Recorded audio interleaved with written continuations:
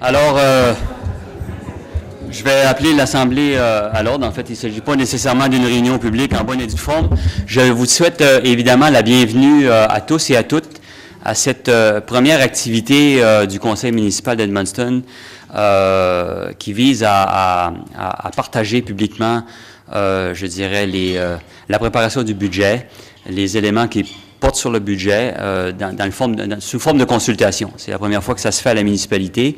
Alors, l'objectif, évidemment, c'est en partie de l'éducation publique, de partager de l'information sur comment le budget est monté, quelles sont les réalités budgétaires de la municipalité, mais surtout d'obtenir les commentaires des citoyens et des citoyennes par rapport au budget, par rapport aux enjeux qui seront partagés ce soir.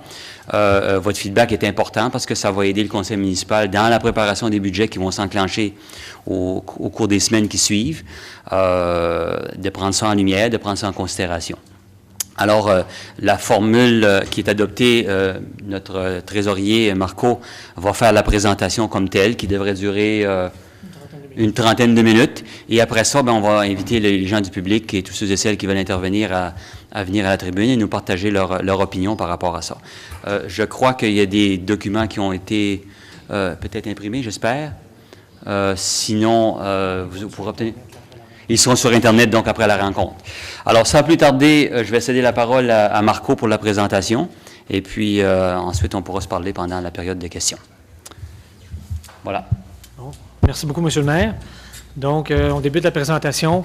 Comme M. le maire l'a mentionné, là, les buts et les objectifs de la rencontre de ce soir, c'est principalement de répondre à l'engagement du conseil municipal, de favoriser la transparence et d'engager davantage les résidents dans le processus décisionnel, de sensibiliser et éduquer la communauté au sujet du processus budgétaire de la Ville, de connaître les perspectives de la population quant à certains enjeux et d'offrir une plateforme pour recueillir les suggestions des résidents. Au niveau de l'ordre de présentation, on va parler de différentes choses. On a le processus budgétaire, on a la structure budgétaire, le budget d'opération. On va s'attarder principalement au budget d'opération au niveau du fonds général ce soir. On va aborder la partie des budgets capitaux, ensuite les enjeux budgétaires. On va aborder aussi la partie de taux de taxation. Puis, on va aussi parler du fonds d'utilité d'eau et d'égout, puis du fonds d'énergie. Donc, le processus budgétaire, il s'enclenche aux alentours de la fin octobre. Là, on commence à être dedans. On commence là, habituellement par avoir l'obtention du mandat du conseil. On a par la suite des rencontres avec les directeurs des services là, pour reviser l'information financière. On a évidemment la mise à jour des coûts.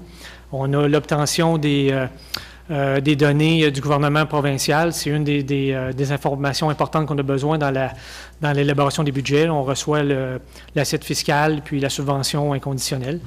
Ensuite de ça, on a des consultations périodiques avec le conseil pour les tenir au courant du déroulement.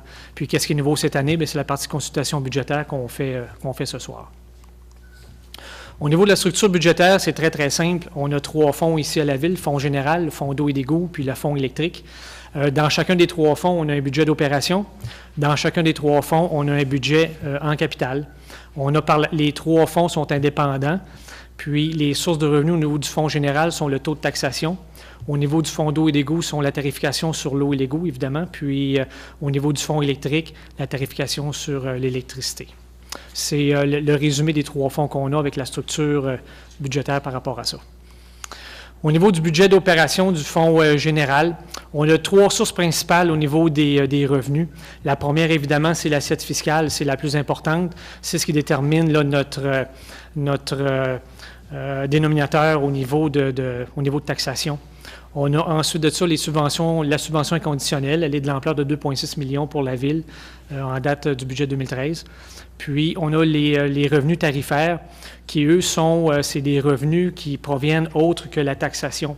Comme, par exemple, quelqu'un qui va aller à un aréna ou au Palladium pour faire du patinage libre, il y a un prix à l'entrée, bien, c'est un exemple de revenus tarifaires, ça là. Les passes qu'on prend au pavillon sportif, c'est un autre exemple là, de revenus tarifaires. Ces revenus tarifaires-là viennent réduire les coûts totaux dans chacun des services applicables.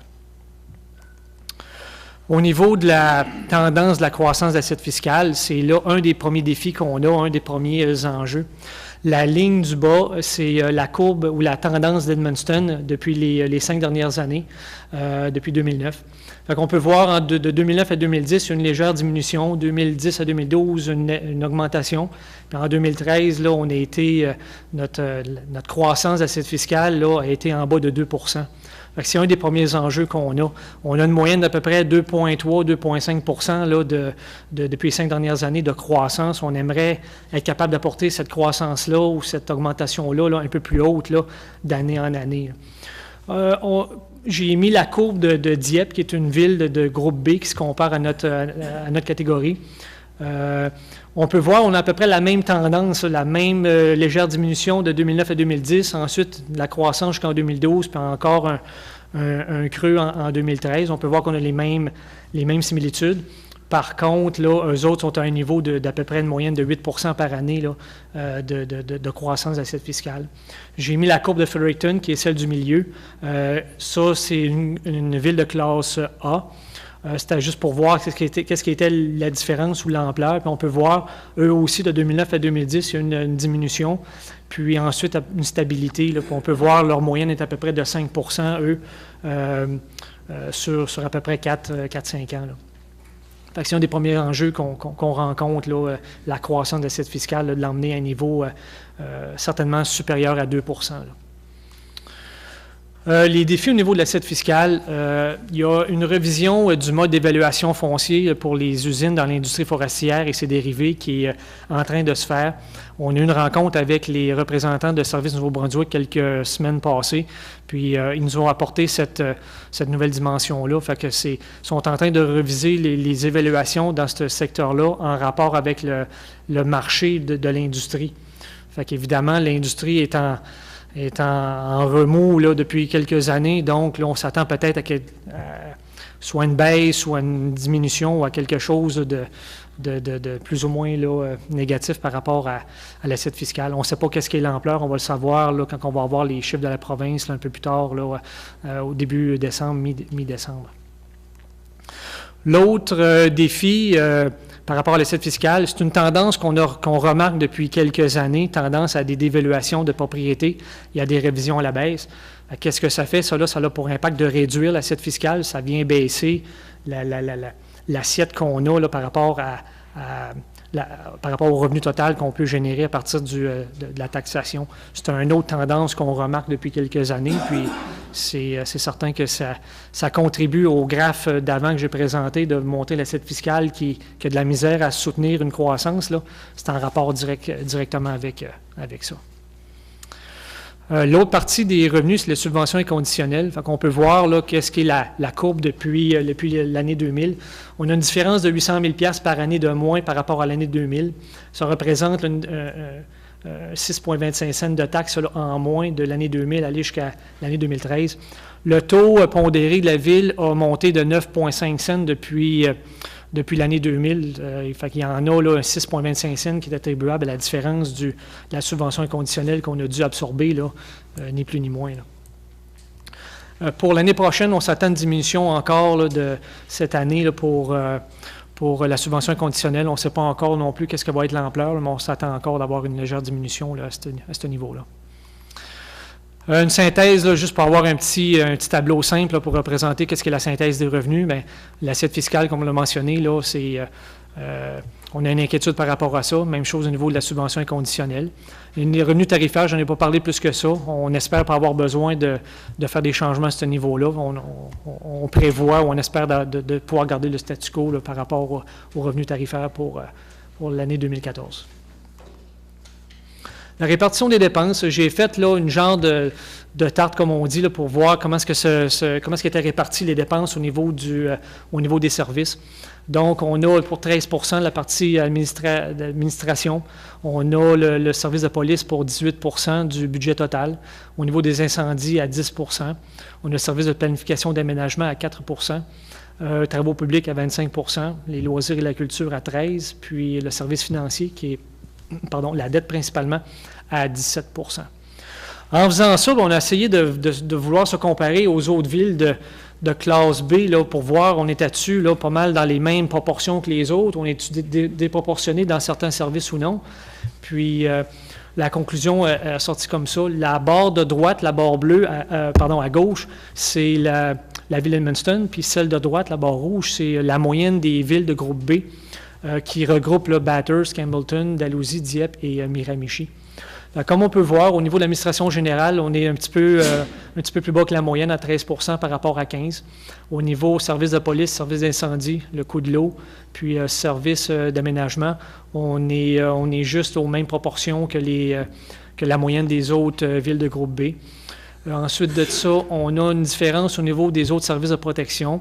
Ça s'explique par, on a un centre, nous autres, de 911 à l'intérieur des services de protection. Ce n'est pas toutes les villes de groupe B qui ont un service comme ça. Puis ça inclut aussi les mesures d'urgence. On a par la suite le service des transports ou les travaux publics à 25 % par rapport à 22 %. On est un peu plus fort dans ce secteur-là. Service des loisirs à 13 % par rapport à 15 %, puis service de la dette à 17 %. La moyenne est à peu près 14 % dans les autres villes. Donc, en faisant ça, ça nous a dit là, principalement qu'on était pas mal assez balancé par rapport aux autres villes, à part quelques secteurs là, qui soient plus ou moins forts. Là, mais en général, c'est pas mal dans les mêmes proportions. Au niveau des dépenses par service, là, on va aller un peu plus en détail pour quelques services, les services majeurs. J'ai représenté les dépenses des services en scène de taxes pour voir un peu quelle proportion que ça a en scène de taxes. Puis, pour vous mettre dans le contexte, mais une scène de taxe représente 128 000 Donc, au niveau de notre taux moyen pondéré, si vous voyez en haut dans le titre, il est de 1,6146. Donc, le 1,6146 se divise là, par le graphique que vous voyez. Au niveau d'administration, on en a pour 20,2 cents de taxes. Service de police représente 35,1. Les travaux publics à 38,2. On a les déchets solides et le recyclage qui compte pour 5,4 cents dans le budget global. L'entretien des bâtiments à 5,1. Service de loisirs et de culture à 20,1 cents. Service d'incendie, 16,9. Service de la dette à 38. J'ai isolé la partie dépenses en capital à même le revenu. Je vais en reparler tantôt. On est à 2,5 cents. Puis la subvention inconditionnelle à 20 sous. Elle est négative parce que si vous faites la somme de tous les services, ça représente 1,81,46 $. Le 20 cents vient réduire le total pour mettre ça à 1,61,46 pour balancer le budget avec le taux de taxe. Par la suite, là, je vais en détail dans la partie d'administration. Qu'est-ce qu'on a là-dedans? Dans le 20,2 cents de taxes, on a 1,3 cents qui est la partie législative. La partie direction générale communication, 1,5 cents. On a l'Office du tourisme à 1,2 cents. La commission de services régionaux, qui est principalement la partie d'urbanisme, à 3,3 cents. Les aéroports, 1,1 cents. On a l'octroi aux organismes, 1,1 cents. Je reviens dans la diapositive suivante. Secrétariat à la jeunesse, qui est minime à 0,1 cents. Ensuite de ça, la direction générale adjoint, le greffe, l'agent des arrêtés, 1,6. Le service des finances et d'informatique à 4,4. Ressources humaines et santé et sécurité à 1,8. Puis les planifications et l'inspection des bâtiments à 2,7. C'est ça, là, dans la partie administrative, là, les principales rubriques qu'on a à l'intérieur du budget, puis la répartition en scène de taxes, ce que ça représente. Je fais une parenthèse au niveau des octrois aux organismes. Là. On voulait juste démontrer qu'au niveau des octrois aux organismes, là, il peut y avoir des engagements qui sont pris par le Conseil qui s'étalent sur quelques années. Puis c'est un exemple de ça. Notre 1,1 cents est distribué comme ceci. On en a pour 143 551. Puis quand je disais d'exemples d'engagement à court, moyen ou long terme, les trois premiers, ça en est des exemples, ça là. La partie il y a contribution financière à la campagne de l'UMCE, 50 000 $. C'était sur 10 ans, je crois, puis on est à la 9e ou l'année prochaine ou 10e année, là, je crois que ça l'achève. Le Centre Maillet aussi, c'était une entente sur quelques années à 50 000 $.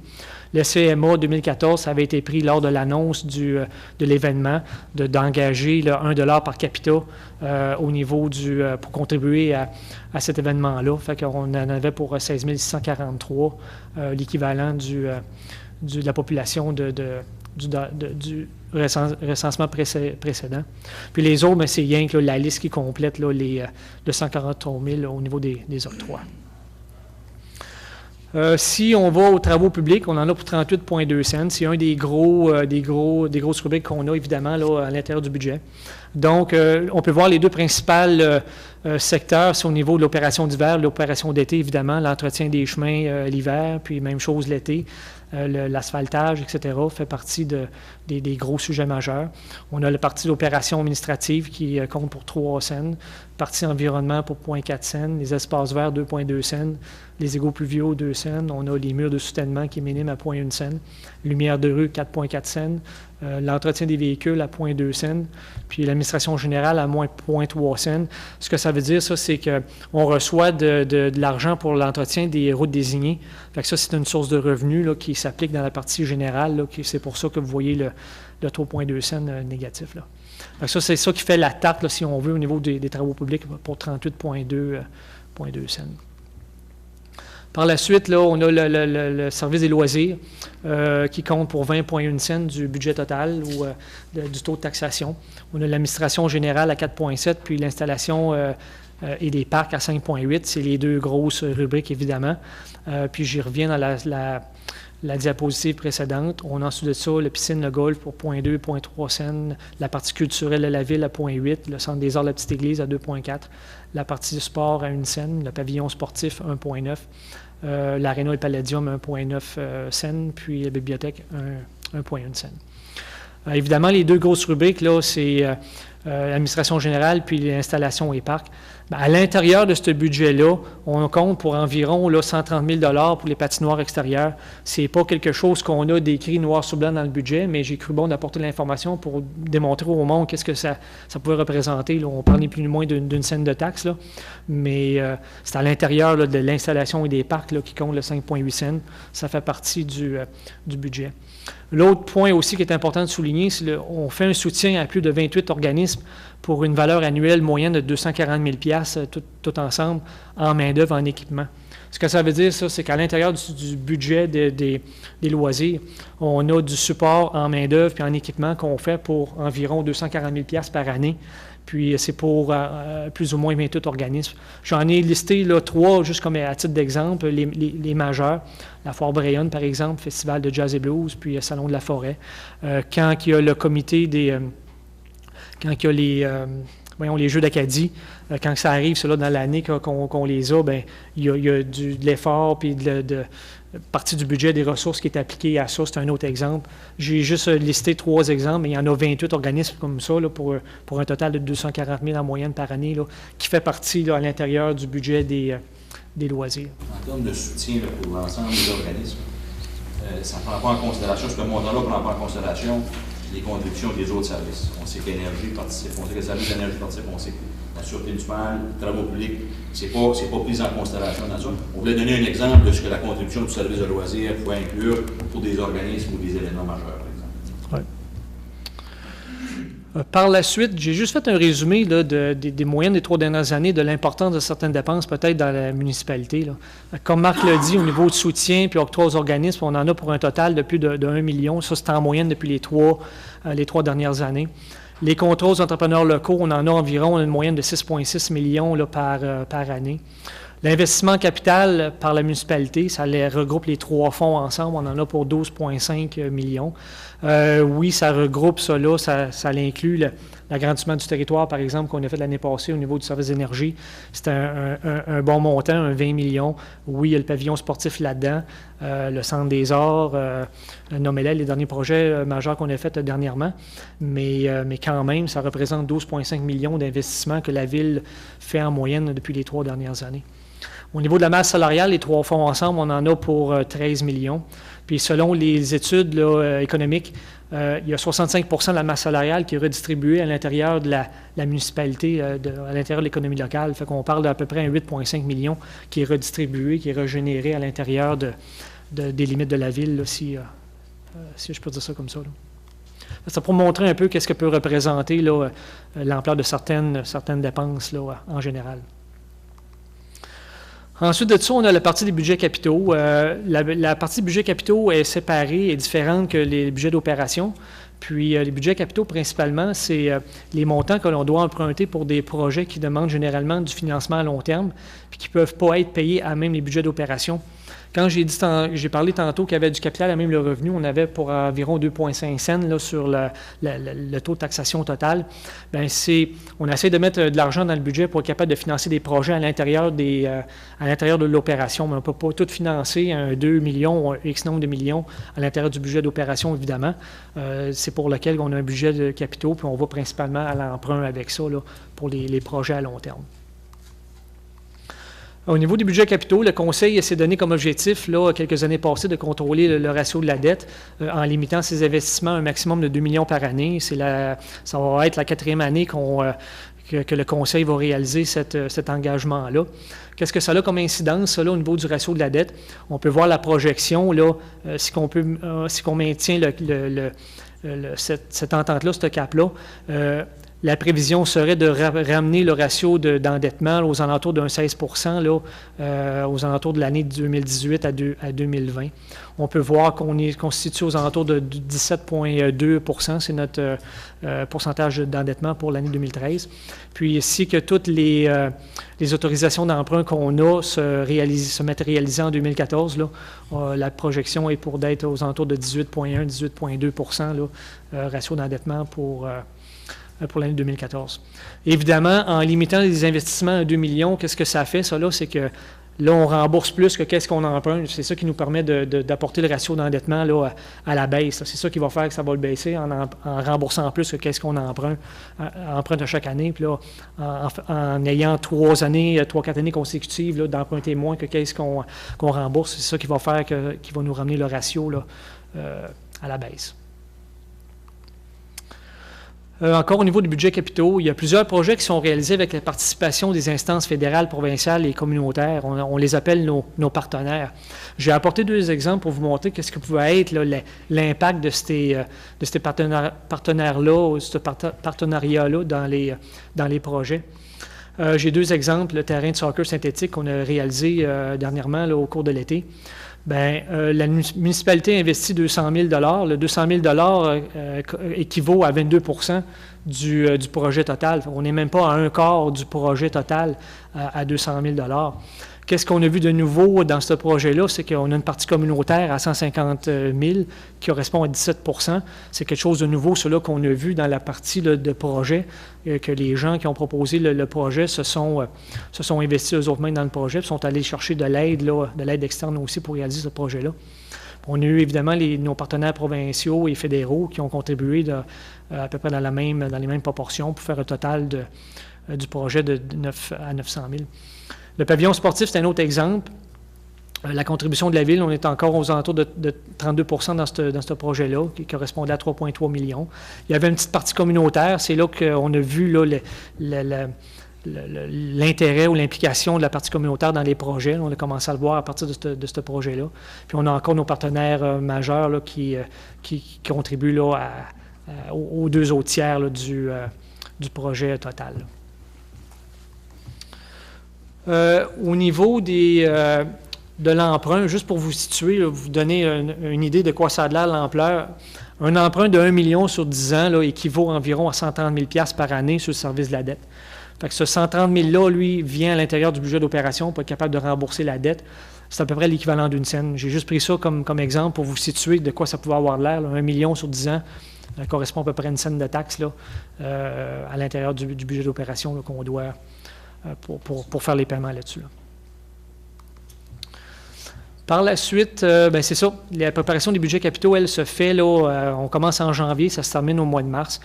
Si les commentaires des gens, puis les commentaires des gens, on va les prendre en note, on va les isoler séparés, qu'est-ce qui va toucher la partie budget capitaux, on va les mettre sur une liste pour la partie des budgets capitaux là, qui va être faite là, après les fêtes. Puis les suggestions, les commentaires qui vont toucher le budget d'opération, on va les traiter dans la partie du budget d'opération. Les enjeux budgétaires, j'ai un petit tableau qui fait une synthèse de ça, c'est très simple. La croissance de l'assiette fiscale, j'en ai parlé tout à l'heure. On a un autre enjeu, un autre défi, c'est le vieillissement des bâtiments. Si on veut faire certain de garder nos bâtisses en bonne trim, il faut faire certain des avoirs à l'œil. Il y en a une partie qui part du budget d'opération. Il va peut-être falloir en avoir une partie au niveau des budgets capitaux, là, éventuellement, là, par rapport à ça. On a le renouvellement graduel des flottes de véhicules. Les services majeurs qui ont besoin de véhicules, comme les travaux publics, par exemple, les incendies, services d'énergie, sont les 3 gros secteurs qui utilisent de l'équipement lourd. On a de l'équipement qui commence à vieillir. Fait que là, plus que l'équipement vieillit, plus que tu dois budgéter des ressources à l'intérieur de ton budget pour être capable de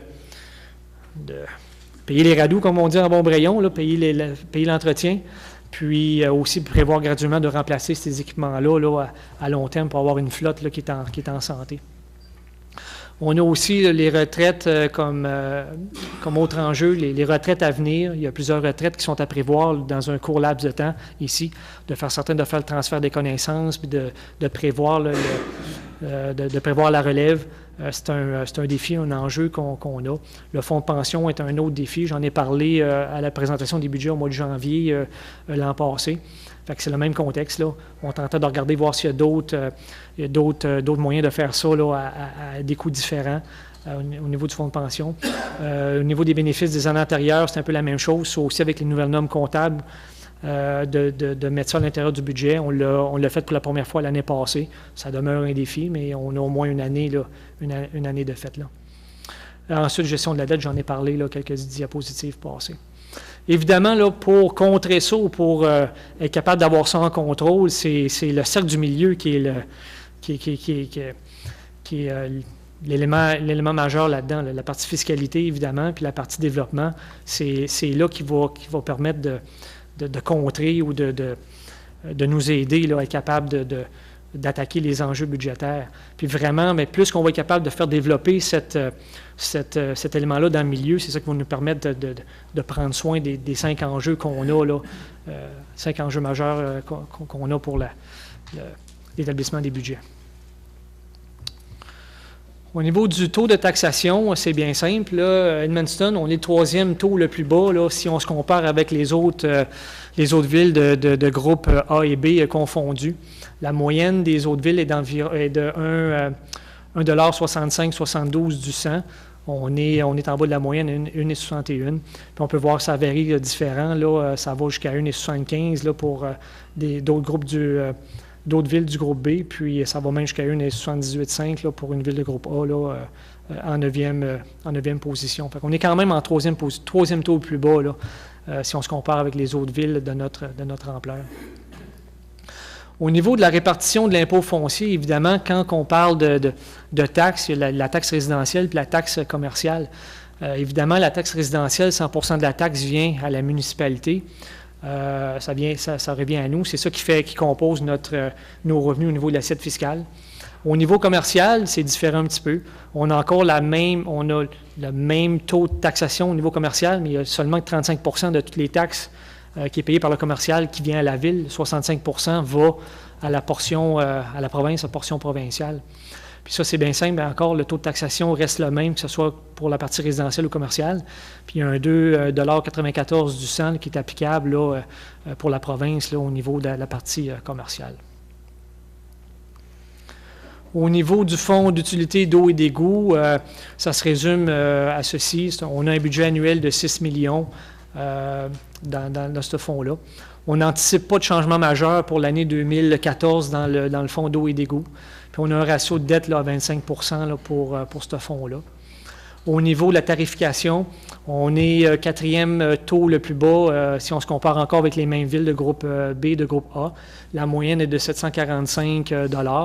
Puis on est 75 $ plus bas que la moyenne. Puis ça va jusqu'à tout près de 1 000 $ pour d'autres villes de groupe B, groupe A, là, en 8e et 9e position.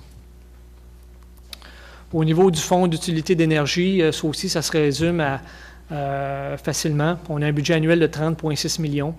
100% de notre génération est vendue à Énergie Nouveau-Brunswick. 100% de l'énergie que l'on vend doit être achetée d'Énergie Nouveau-Brunswick. Ça fait partie de la nouvelle entente qu'on a avec Énergie Nouveau-Brunswick là, qu'on a réalisée en 2012.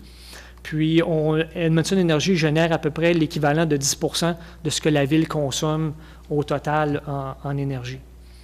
Et puis, on a un ratio de la dette à 14% au niveau du fonds d'utilité d'énergie. Fait que c'est ça. Le but de la rencontre, c'était de partager l'information, de vous informer sur différents aspects là, des budgets municipaux. On a une question ou des questions ouvertes là, pour ouvrir la discussion. Quelles sont vos attentes face à la livraison de services? Quels sont les secteurs demandant le plus d'attention des élus et de l'administration municipale en 2014 selon vous? Quels sont les secteurs demandant le moins d'attention des élus et de l'administration municipale en 2014 selon vous? C'est les questions ouvertes qu'on vous lance. Puis, moi, ça termine la présentation. On reçoit des commentaires ici ce soir. On peut en recevoir par courriel aussi à communication@edmondson.ca. Ceux qui n'ont pas la chance d'être ici ce soir pour donner leurs commentaires ou faire leurs suggestions, on les invite à le faire par courriel à cette adresse. Puis, on va compiler l'information, partager ça avec le conseil, évidemment, puis en tenir compte lors de l'établissement des budgets. Merci beaucoup. Et donc, comme tu l'as souligné, Marco, cette séance est filmée en vidéo, donc elle sera disponible sur le site Internet de la municipalité pour ceux et celles qui veulent la regarder à nouveau ou en prendre connaissance. Donc, les commentaires sont les bienvenus à travers le courrier électronique. Mais, comme je vous l'avais prévu et annoncé initialement, ceux et celles qui voudraient intervenir à ce moment-ci pour répondre essentiellement aux deux questions qui ont été partagées par monsieur notre trésorier. Quels sont les secteurs qui demandent, selon vous, le plus d'attention et quels sont ceux qui devraient demander moins d'attention dans la préparation des budgets? La parole est à vous.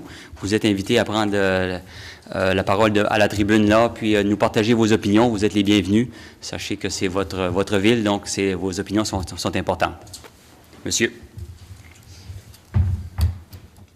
Vous dites que faut que je me présente ou non? Oui, c'est correct.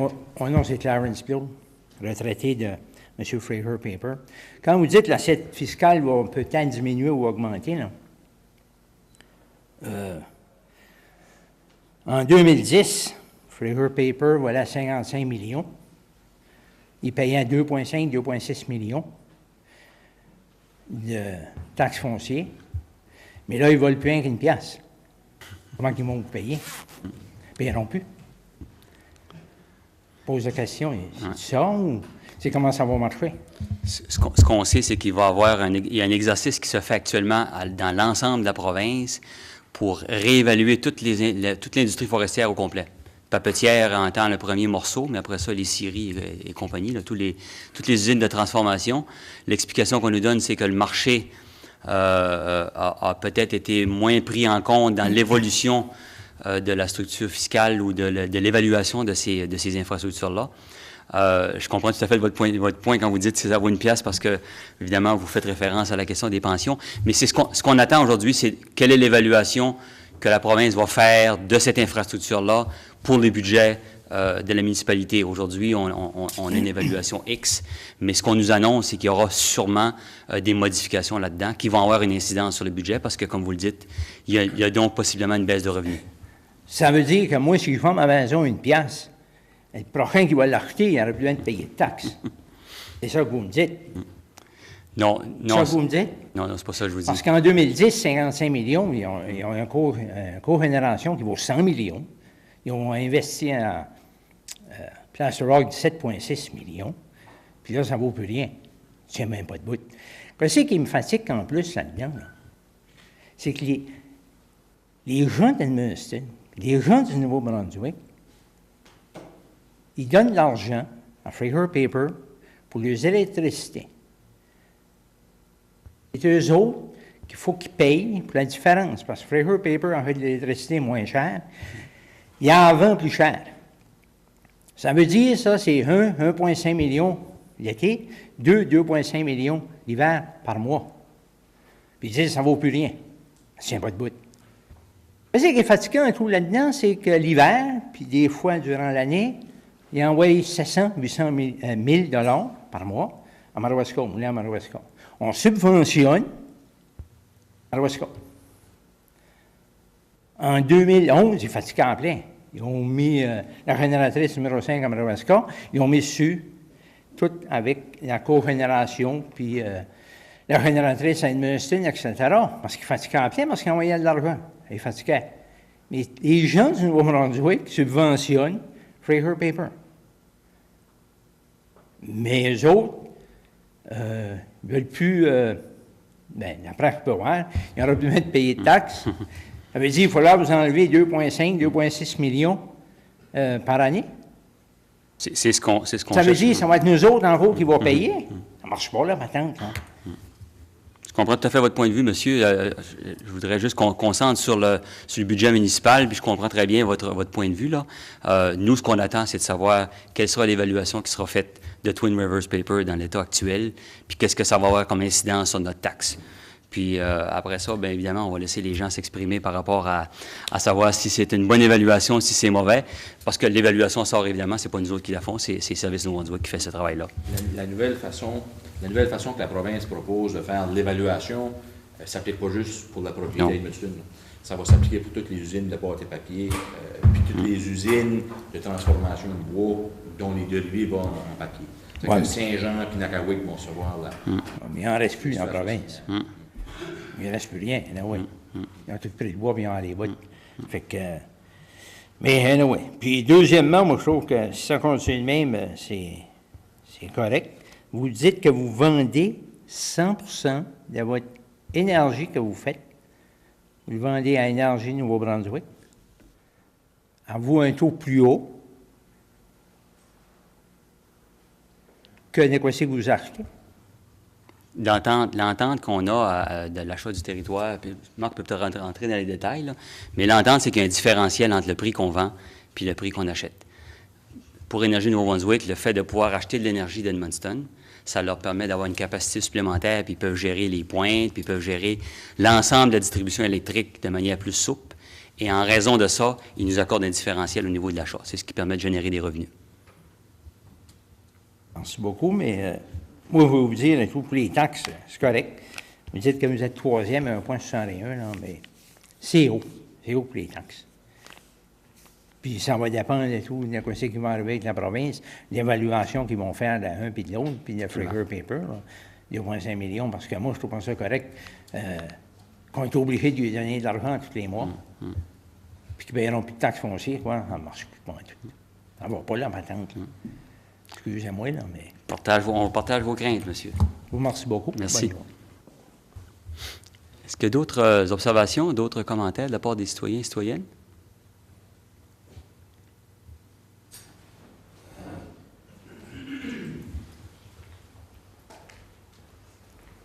Bonsoir. Rien de négatif. C'est correct.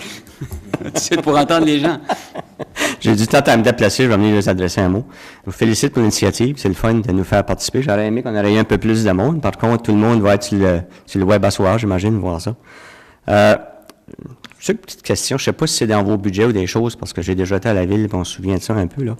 Est-ce que vous avez de l'argent, en quelque part, de mis pour des programmes incitatifs, un peu comme on a déjà eu avant, pour favoriser la construction de maisons ou faire venir des entreprises? On avait des programmes comme Oscar. On dirait que dans les subdivisions, les gars, ils développent plus, on voit beaucoup moins de maisons. Je sais pas si... Par chaque maison qu'on fait, ben on a l'eau, puis on a l'électricité, puis maintenant, partout dans la ville, on a les taxes aussi, là, tu sais, ça pourrait nous aider. Je sais pas si vous avez des petits budgets en quelque part pour stimuler un peu ça. Pas à ce stade-ci, mais ce que je peux vous confirmer, c'est que le comité qui est en train de se pencher sur la mise en œuvre de la stratégie de développement économique de la municipalité est en train justement de regarder ces questions-là. C'est un des points. Les différents programmes incitatifs, puis vous avez cité Oscar comme étant un exemple, les différentes mesures incitatives que la municipalité pourrait prendre pour susciter le développement économique, pour favoriser le développement. Et ça, c'est dans le cadre du travail qui se fait. C'est pas quelque chose qui va se faire à court terme, mais c'est une des mesures sur lesquelles on se penche actuellement. Il y a plusieurs éléments. Il y a déjà eu, comme vous le savez, un programme de rénovation de façade, par exemple, à la municipalité, qui avait été arrêté. Donc ça, c'est une autre mesure qui est en train d'être évaluée. Il y a un panoplie, puis on a des nouvelles aussi qu'on veut être capable de mettre en place. À un moment donné, on ne peut pas tout les faire, mais on essaie de choisir celles qui sont les plus efficaces dans le contexte actuel pour stimuler le développement, tout à fait.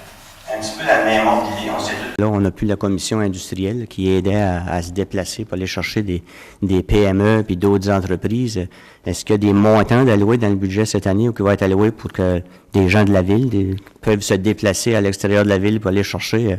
Je parle pas d'aller chercher des 60 jobs à la fois, mais on sait que les PME, ça aide beaucoup. Si on peut avoir des gens qui se déplacent maintenant qu'on n'a plus la commission industrielle pour essayer de continuer à aller chercher des choses à Edmundston. Moi, je trouve qu'on est extrêmement bien placé. On a des parcs industriels on donne des terrains, il faut mettre les gens au courant de ça, tu sais, veut dire, venez de Edmundston, en partant, vous avez des bons taux électriques, vous avez des terrains gratuits.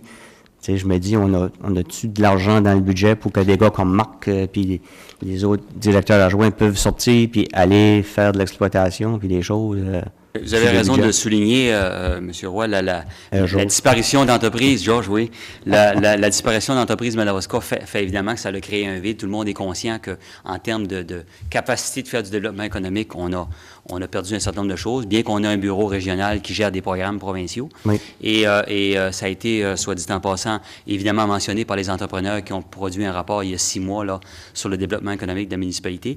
Puis actuellement, on est en train de regarder les scénarios pour être capable de combler ce vide-là d'une façon ou d'une autre à travers le comité dont je parlais justement tout à l'heure. Je ne vais pas dévoiler de secrets parce qu'il y a beaucoup de choses qui arrivent en même temps, mais il y a une volonté ferme de faire un peu ce que le trésorier nous partageait tout à l'heure, c'est-à-dire d'être capable d'accentuer l'énergie et les investissements qu'on consent en développement économique pour s'assurer qu'on est capable de payer ce qu'on a actuellement, puis de continuer de favoriser la qualité de vie des citoyens. Puis ça va passer par le développement de la richesse. Donc, c'est des choses qu'il va falloir qu'on prenne en compte dans le cadre de ce budget-ci et des budgets des années qui s'en viennent, c'est clair. Je sais que la Ville est aussi fort impliquée au niveau des grandes villes, puis que vous êtes en consultation consultante avec le gouvernement provincial et fédéral. Y a-t-il des approches qui sont faites de temps en temps pour essayer d'avoir ces fameux jobs du fédéral-là ou du provincial? Je regardais Fredericton, ils sont stables. C'est une gang de fonctionnaires, c'est des bons salaires, c'est stable, tu sais, t'as pas d'industrie majeure qui s'en vont, puis qui reviennent, puis qui ferment, puis tout ça. Y a-t-il moyen d'aller s'accrocher à un petit peu de décentralisation, puis apporter des choses à Edmundston? C'est-tu quelque chose que vous pouvez vous direz qu'on manque pas l'occasion. On manque jamais l'occasion de réclamer ça auprès de nos élus locaux, là, ouais, soit au fédéral et au provincial. Honnêtement, pour être tout à fait clair, c'est vrai qu'on s'aperçoit que tous les appareils gouvernementaux actuellement ont plutôt tendance à dégraisser et à rapetisser.